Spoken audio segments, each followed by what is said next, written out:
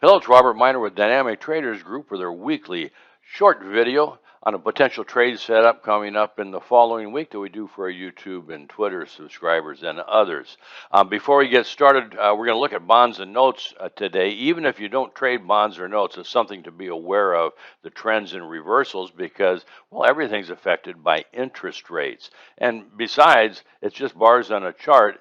When there's a high probability setup, you might want to consider bonds and notes, whether you trade futures or options or ETFs. But before we get started, just a little follow-up is that we've looked at Bitcoin a couple of times in recent weeks, identifying a potential for a fairly significant low. What's happened in Bitcoin is a reversal has not been made, and a reversal confirmation, there's been no signal to consider a long position. And in fact, I'll just give you the brief update right now is that Bitcoin is on, potentially at least, on the verge of taking another dive down to new lows. So it's not a time to be considering buying Bitcoin because it's probably about to turn around and make a new low. So once again, trade strategies are what's important, not forecasts. The gold market we've looked at, and gold is near a position for making what I think is going to be a fairly significant low lasting several weeks or months. But again, it's in a position to do that, hasn't made that reversal signal yet. The dollar, take a look at last week. I think we did the dollar in detail. The dollar's not quite there for the significant high we're anticipating, but it's almost there. Everything we talked about last week is still applicable to the dollar. And of course, again, the dollar trends and reversals, whether you trade the dollar or not, or the euro, is really important because the trends of the dollar affect a lot of other markets too. So you can take a look at those videos of past weeks. Okay, let's take a look at bonds and notes. I think there's a good trade setup coming this week. We're also going to look at them in a little longer term perspective to see the probable longer term reversal and trends that may be coming up in a few weeks. But a specific trade setup I think is going to be made just in the next few days.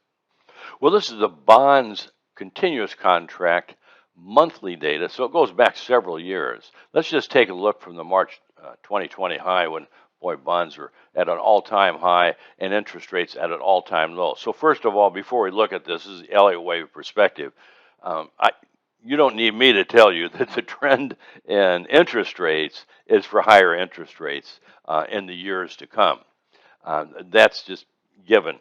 But let's just take a look at the immediate position as best we can to see if there's actual trade to take a look at and take a look at the major trends.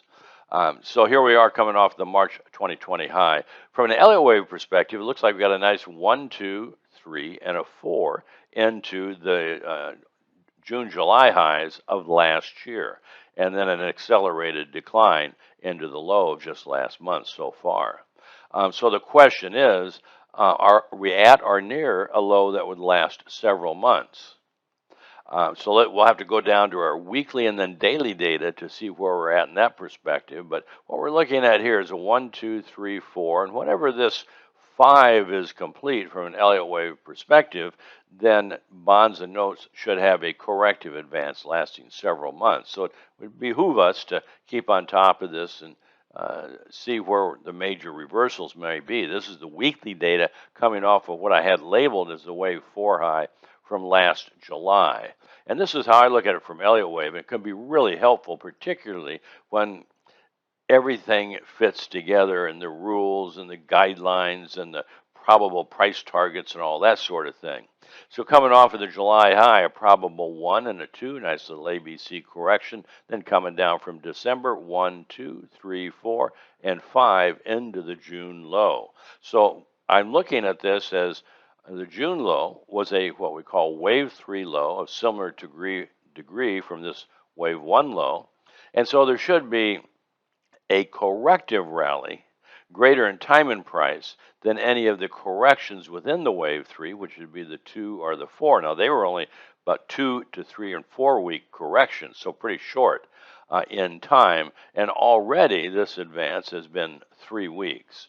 So pretty much equal to these, but there should be another 2 to 3 weeks or so of net sideways to up to complete a correction that's in similar degree to this October-December correction. So that alone indicates that more than likely bonds and notes are both in about the same position, should be sideways to up for at least 2 to 3 weeks. We go down to our momentum cycle, and the DT oscillator is weekly momentum cycle shows that it's bullish. It's not overbought.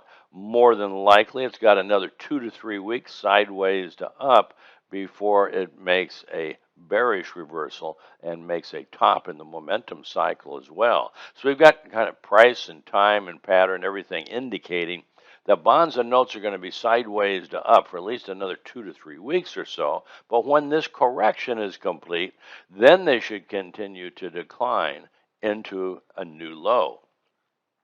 So we've got a couple things we can look at. Number one, if we got another 2 or 3 weeks on the upside, there might be a good trade. I look for weekly trends to trade. Ideally, something that's going to last a few weeks, maybe even longer. But if we get a good setup with a high probability outcome and low capital exposure, we want to take advantage of it. So a couple things, if this is a wave 3 low, wave 4 usually retraces about 38 to 50% of the wave 3. So that would be around 143.25 to 47.22, a ways above the market, 7 points or more. So that's quite a bit of potential on the upside for a trade lasting 2 or 3 weeks, potentially at least. So let's go down to the daily data and see where we're at, see if there's a trade setup coming up here in the next few days. And that's why I'm looking at this closely, kind of taking a deep dive, because I think there is. I think in the next 2 or 3 days, this coming week, there's going to be a great trade setup. So here's the daily data coming off of the July 6th high. That's just a few days ago. And if we consider that this is a corrective decline within a weekly bull trend, is what we want to look at is when bonds would get into a position to complete that correction. So notice my language. I'm not forecasting anything, but I'm looking to identify when bonds are in a position to complete a correction. So what do we look for? We look for the smaller time frame daily momentum cycle to make a bull reversal. That'll be a dual time frame momentum position to complete a correction and continue a bull trend. So the next daily momentum bull reversal will put bonds in a dual time frame position that we want to be alert to potential end of a correction. The daily momentum is bearish, only the fast signs oversold, usually indicates another 2 or 3 days sideways to down before a bullish reversal is made.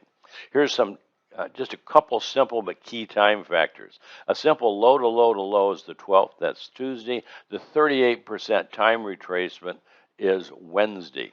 So Tuesday or Wednesday would be the ideal time target to complete a corrective decline. Again, 2 or 3 days into next week, the same thing that the daily momentum is telling us. How about price position?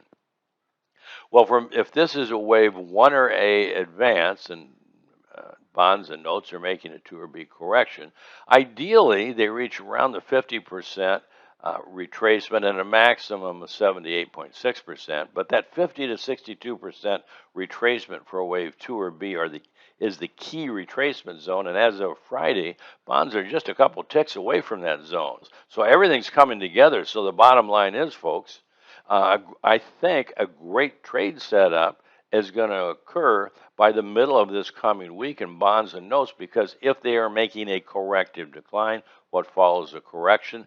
Well, a continuation of the trend prior to the correction to a new extreme. And as we saw, that could be 6, 7, 8 points above the market.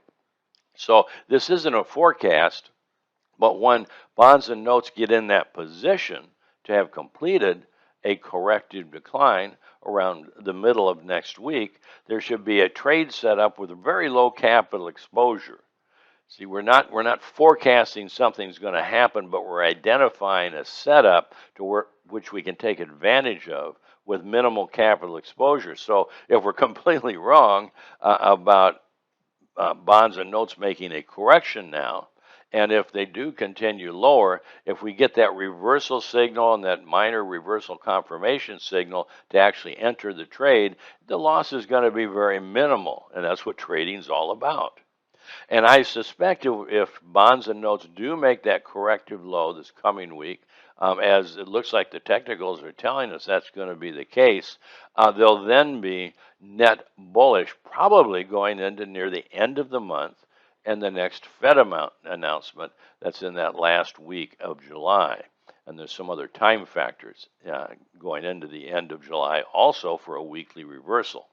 So that's what we're looking at for bonds and notes in the next few days. I hope you take advantage of this information, even if you, for some reason, you don't want to trade bonds or notes. Apply this approach and this type of technical analysis to any market in any time frame to identify trades with high probability outcomes and minimal and acceptable capital exposure. That's it for today.